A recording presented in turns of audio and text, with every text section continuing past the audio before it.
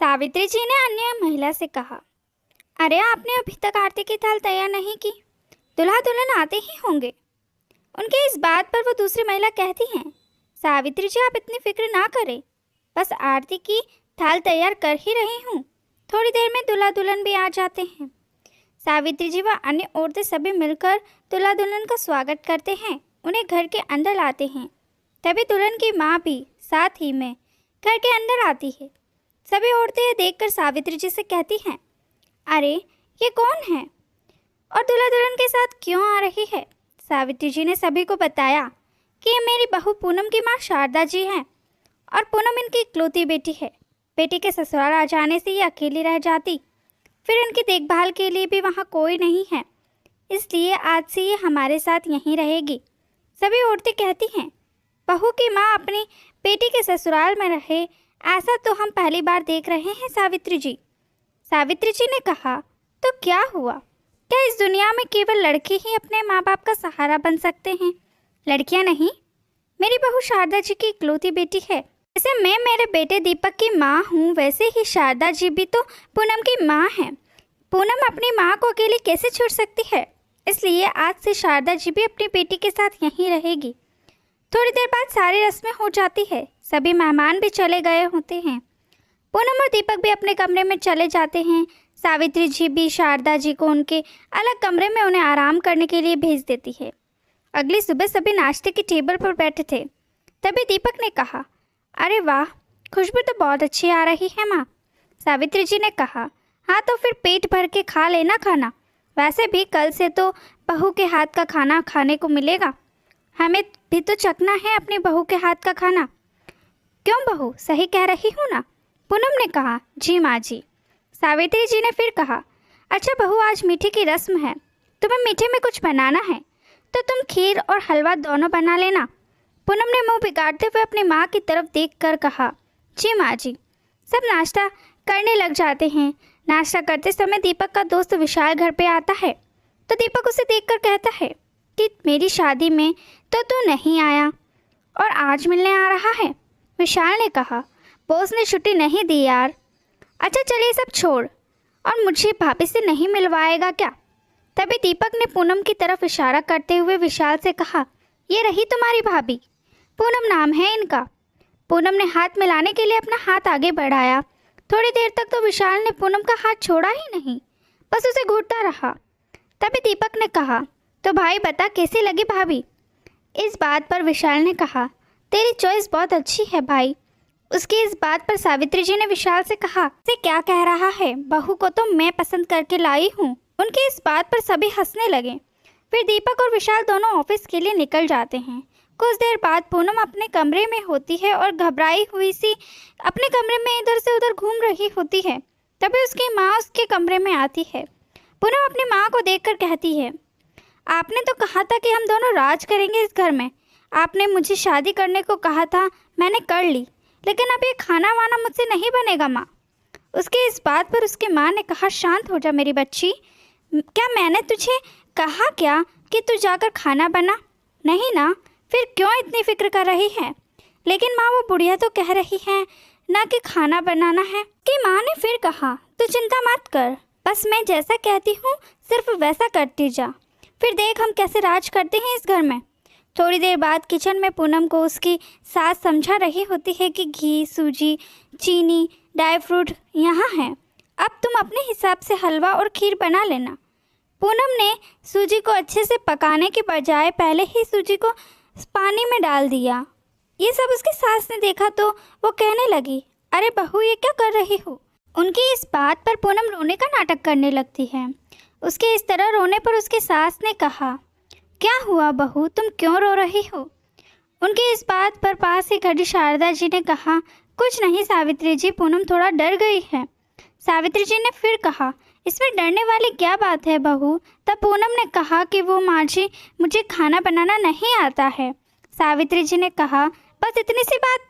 कोई बात नहीं बहू, तू रहने दे, मैं बना लूँगी, जा जाकर आराम कर। तभी शारदा जी ने कहा, आप रहने दीजिए सावित्री जी, मैं बना देती हूँ खाना, वैसे भी बेटी के ससुराल में हूँ, थोड़ा बहुत काम तो करना ही चाहिए। सावित्री जी ने कहा, नहीं शारदा जी, आप ये कैसी बातें कर रही हैं? आप हमारी मेहमान हो, आप रहने दो। आप पूनम को उसके कमरे में ले जाइए।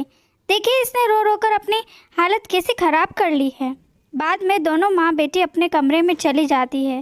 बेचारी सावित्री जी पूरे घर का काम करती है, खाना भी अकेले बनाती है।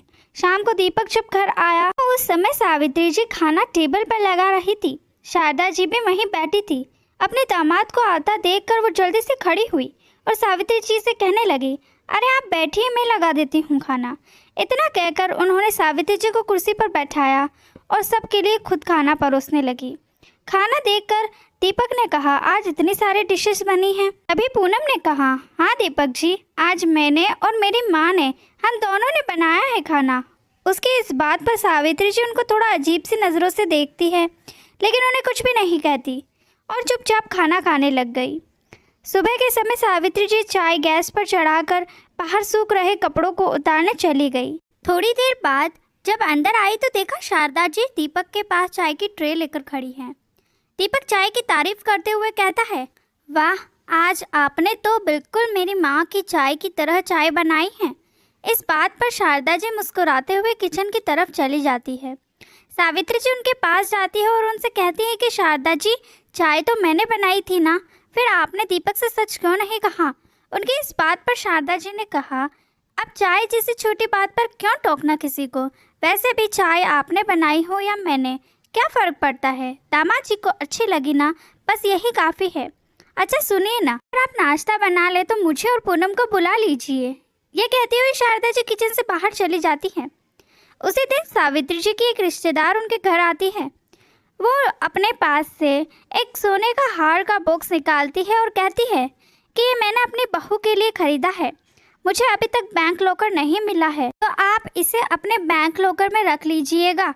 मुझे ये अगले महीने चाहिए, तो मैं आपको बता दूंगी जब मुझे ये चाहिए होगा। सावित्री जी ने हाँ कहकर वो बॉक्स अपनी अलमारी में रख दिया। उनकी ये सब बातें शारदा जी वहीं छिपकर सुन लेती है। थोड़ी देर बाद वो अपनी बेटी के पास जाती है और उससे कहती है, हाय कितना सुंदर हार था वो। तभी पूनम ने कहा, हार अपना नहीं है माँ, इसलिए उसके ख्वाब मत देखो। तो सोच पूनम, वो हार अपने पास होगा तो कितना अच्छा होगा। पूनम ने कहा, लेकिन ऐसा नहीं हो सकता माँ। शाम के समय शारदा जी ने सोचा कि सावित्री जी अपने कमरे में नहीं है, इसलिए वो जल्दी से उनके कमरे में गई और हार का बॉक्स लेकर खड़ी हो गई। सावित्री जी अपने कमरे में आती है। वो कहती है, शारदा जी आप यहाँ क्या कर रही हैं? उनके हाथों में हार का बॉक्स देखकर कहती है, ये सब आप क्या कर रही हैं शारदा जी? जवाब दीजिए, मैं कुछ पूछ रही हूँ आपसे। शारदा जी ने जवाब दिया और कहा कि ये हार नीचे ज़मीन पर गिरा हुआ पड़ा था, इसलिए मैं तो बस इसे उठा रही थी और कुछ नहीं। सावित्री जी ने कहा, अच्छा तो हार अलमारी में से अपने आप निकलकर बाहर गिर गया है ना? आप रुको, आज दीपक को घर आने दो, उसे बताती हूँ मैं आपकी सच्चाई। शाम को जब दीपक घर आता है तो उसकी माँ उसे उसकी सच्चाई बताने ही वाली होती है कि बीच में उनकी बहू आ जाती है। वो दीपक से गले लगती है और खुशी से उसे कहती है, दीपक मैं प्रेग्नेंट हूँ। उसकी इस बात पर उसकी सास बहुत ज़्यादा खुश होती है। वो शारदा जी को गले लगकर उन्हें बधाई देती है और कहती है, सुना आपने शारदा जी, आप नानी बनने वाली हैं और मैं दादी। भगवान ने मेरी सुन ली। पूनम बेटा, अब तुम्हें कोई काम करने की ज़रूरत नहीं, अब तुम बस आराम करो। थोड़ी देर बाद शारदा जी पूनम के कमरे में जाती है। वो पूनम से कहती है, ये तूने क्या किया पागल लड़की, इतना बड़ा झूठ क्यों बोला तूने? पूनम ने कहा, तो फिर क्या करती मैं माँ? अगर झूठ नहीं बोलती तो अभी तक तो आप इस घर से बाहर होती, लेकिन मेरी बच्ची कोई और झूठ कह देती। अच्छा बता, कुछ दिनों पहले तूने अपना और दीपक का चेकअप करवाया था ना, उसकी रिपोर्ट क्या आई है? पूनम ने कहा, नहीं माँ, अभी तक रिपोर्ट्स नहीं आई हैं।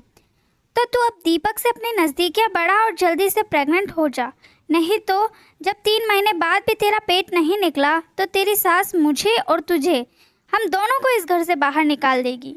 पूनम ने कहा, हाँ माँ, आप सही कह रही हैं। 2 दिन बाद उनकी रिपोर्ट्स आती है।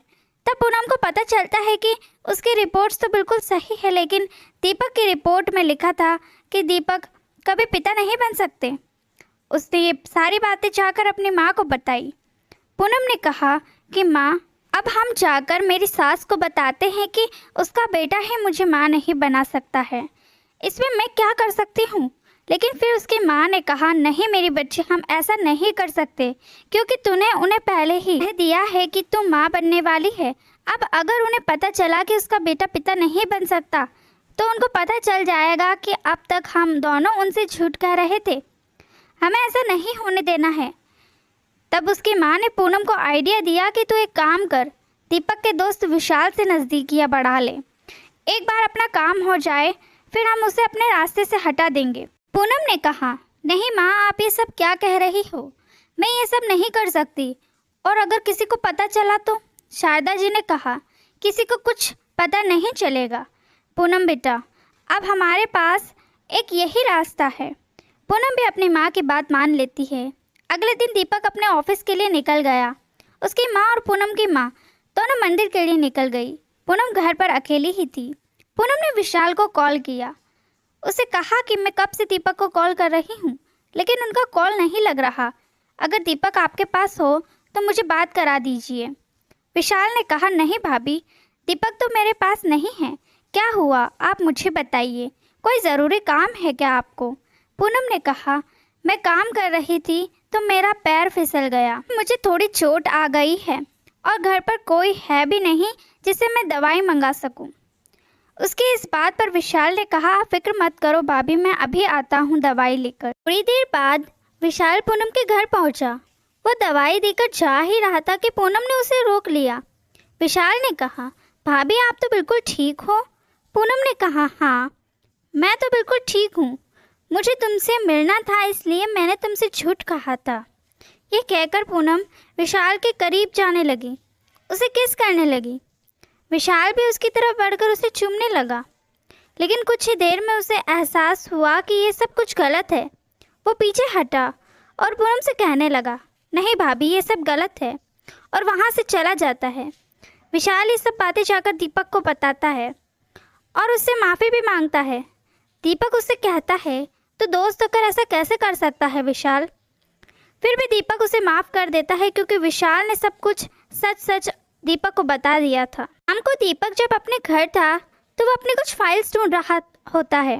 तभी उसके हाथ उसके और पूनम की चेकअप की फाइल मिलती है, जिसे देखकर उसे सब कुछ पता चल जाता है कि वो पिता नहीं बन सकता। अब उसके समझ आ गया था कि पूनम और उसकी माँ दोनों हमसे झूठ बोल रहे थे। वो जल्दी से घर के हॉल में जाता है, सबको आवाज़ देकर बुलाता है। दीपक पूनम को वो फाइल दिखाकर पूछता है, ये सब क्या है पूनम? तुमने मुझसे झूठ क्यों कहा? मैंने तुम पर कितना भरोसा किया था। तभी सावित्री जी अपने बेटे से पूछती है कि क्या हुआ बेटा, तो इस तरह क्यों बोल रहा है, क्या है इस फाइल में? फिर दीपक अपनी माँ को सब कुछ बताता है। दीपक अपनी माँ से कहता है कि आज तो हद ही कर दी पूनम ने, मेरे दोस्त को फंसाने की कोशिश कर रही थी ये। वो तो उसने मुझे आकर सब कुछ सच सच बता दिया, वरना इसकी करतूतों का मुझे तो कभी पता ही नहीं चलता। पूनम नज़रें झुकाए बस खड़ी रहती है। सावित्री जी गुस्से में उन दोनों को देखती है। फिर वो भी शारदा जी की चोरी की बात अपने बेटी को बताती है। ये सब सुनकर तो दीपक और ज़्यादा गुस्सा हो जाता है। दीपक गुस्से में उन दोनों को अपने घर से बाहर निकाल देता है। दीपक कहता है, मुझे तुम्हारे जैसे रिश्तेदारों की कोई ज़रूरत नहीं है, जो जिस थाली में खाते हो उसी में छेद करे। निकल जाओ मेरे घर से। पूनम और उसकी माँ दोनों दीपक से बहुत माफ़ी मांगती है, लेकिन दीपक उन्हें माफ़ नहीं करता। दीपक उनसे अपने सारे रिश्ते नाते तोड़ देता है।